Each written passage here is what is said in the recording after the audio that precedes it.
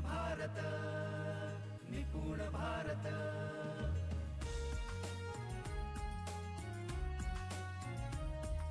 निपुण भारत, निपुण भारत। तो फिर वो थ्रेड्स कौन से हो सकते हैं? वो थ्रेड्स ऐसे हो सकते हैं, मैं बड़ा हूं, मैं बहुत ज्ञानी हूं, मेरा शिक्षण, मेरी उम्र, मेरा अनुभव, मेरी प्रगल्भता, ये सभी कभी कभी कठिनाई डाल सकते हैं नई चीजें स्वीकारने में। तो फिर वो थ्रेड्स कौन से हो सकते हैं? वो थ्रेड्स है कि मैं बड़ा हूं, मैं ज्ञानी हूं, मेरा शिक्षण, मेरी उम्र, मेरा अनुभव, मेरी प्रगल्भता, ये भी कभी कभी कठिनाई डाल सकते हैं नई चीजें स्वीकारने में। निश्चित ऐसे थ्रेड्स होते हैं जो हमें नई चीजें सीखने में बाधा डालते हैं। इसी थ्रेड्स को हम हमारे मानवी भाषा में धारणा कहते हैं। हमारी जो खुद के लिए धारणाएं बनी हुई है, वही धारणाएं हमें कठिनाई पैदा करती है नई चीजों का स्वीकार करने के लिए। मैं बहुत परिपूर्ण हूं, मुझे सब कुछ आता है, मुझे खुद को ही मालूम है कि यह मैं ही कर सकता हूं, यह मुझे मालूम है कि मैं ऐसे कर सकता हूं। ये सब चीजों से बोतल भरी हुई है। इस ट्रेनिंग से अगर मुझे कुछ लेना है तो हमें दो तीन चीजों पर पैरेलली काम करना पड़ेगा। मेरी जो भी धारणा है उन पर काम करना पड़ेगा कि वो धारणा कठिनाई पैदा नहीं करेगी। और मेरी मेटाकॉग्निशन की प्रक्रिया क्या है, नित्य नई चीजें सीखने के लिए खुद को कैसे तैयार करना है, और मेरे पास जो भी भरा हुआ है या फिर मेरे पास जो भी नकारात्मक चीजें हैं वो मुझे निकाल कर फेंकनी पड़ेगी। वो नकारात्मक चीजें अलग अलग हो सकती है। जैसे वो मेरी विजय एंटी के आश्रमशाला है, मैं ही जानता हूँ कि मैं उसे कैसे चला रहा हूँ। हमारे वसति गृह के क्या प्रॉब्लम्स है, शायद ये भी ख्याल आता रहेगा कि उसके प्रवेश के लिए कितने प्रॉब्लम्स है, छात्रों के एडमिशन के प्रॉब्लम्स क्या है। ऐसी बहुत सारी चीजें आपके ख्याल में आ सकती है, आपके दिमाग में ये हो सकती है। ये सारी चीजें थोड़ी देर के लिए आपको दूर करनी पड़ेगी, तभी नई चीजें अंदर जाने की संभावना है। जब हम नई चीजें अंदर ले पाएंगे तभी हम आगे बढ़ पाएंगे। इन दो तीन चीजों पर अगर हमने काम किया तो हमें अगले सत्र और अगली चीजें अधिक अच्छे से समझ में आएंगी। इस सत्र के बारे में मुझे आपको ये बोलना है, या ट्रेनिंग के मामले में मुझे आपको ये कहना है जो आपको बहुत अच्छी तरह से समझने की जरूरत है।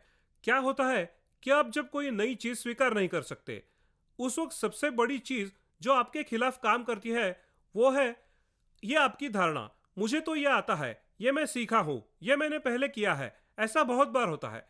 जब हम कोई ट्रेनिंग लेने जाते हैं तब हमें लगता है ये तो मुझे पहले ही मालूम है, ये मुझे आ रहा है। पर हमें यह समझना पड़ेगा, क्या तुमने ये चीज किसी और दृष्टिकोण से देखी है, इस स्थिति में देखी है क्या, इसको क्या तुमने पूर्ण स्वरूप में देखा है।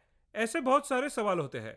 तुम्हें इस चीज में कोई एक मसला मालूम है, कोई एक टॉपिक मालूम है, पर यह हो सकता है कि आपको अलग दृष्टिकोण से पता है, यहां पर अलग अप्रोच रखा है। इसलिए अगर कोई चीज पूरी तरह से समझ में लेनी है तो पहले खुद का विचार बनाना चाहिए, ये तो मुझे मालूम है। यह बहुत घातक होता है। इसके लिए हर एक को बताया जाता है कि हम ऐसा क्यों करते हैं। उस संकल्पना को कहते हैं बादरायण संबंध, यानी खींचतान कर बनाया हुआ संबंध। तो दोस्तों क्या होता है, बहुत सारी चीजों के साथ हम ऐसा बादरायण संबंध जोड़ते हैं और इसी वजह से हम नई चीजें उनके सच्चे स्वरूप में नहीं सीख सकते। बादरायण संबंध समझने के लिए मैं आपको एक किस्सा बयान करता हूँ जिससे आपको समझेगा ये संबंध किसे कहते हैं। दो किसान अपने खेतों के बीच की बांध पर विचार विमर्श कर रहे थे और इसी दरमियान एक किसान ने दूसरे से कहा, क्या तुम्हें मालूम है हमारे जिले के जो जिलाधिकारी है वो मेरे नजदीक के परिवार में से है। दूसरे ने कहा, तेरे परिवार का सदस्य और वो भी जिला कलेक्टर, ये कैसे? तो उसने कहा, तू कभी कलेक्टर ऑफिस गया है क्या? वहां रिसेप्शन में एक सोफा रखा है, क्या तुम्हें मालूम है वो सोफा किस चीज का है? उसने कहा नहीं।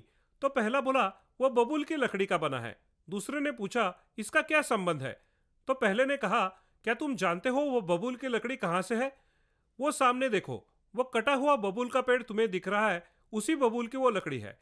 तो मेरे खेत की बबूल का सोफा तैयार हुआ है और वो कलेक्टर के ऑफिस में है, तो इसका मतलब मैं और कलेक्टर एक ही परिवार से है। ऐसे बादरायण संबंध हम खुद से स्थापित करते हैं। जहां सीधा संबंध नहीं आता वहां जोड़ तोड़ के संबंध लाने की कोशिश करते हैं। इसको बादरायण संबंध बोलते हैं। क्या ऐसे बादरायण संबंध हम खुद के बारे में भी लगाते हैं? कोई एक नया कॉन्सेप्ट लेकर आ रहे हैं, हम कहने लगते हैं ये मुझे मालूम है, ये मालूम है, लेकिन वो किस अप्रोच से बोल रहा है ये हमें नहीं मालूम, किस उद्देश्य से बोल रहा है वो भी हमें नहीं पता।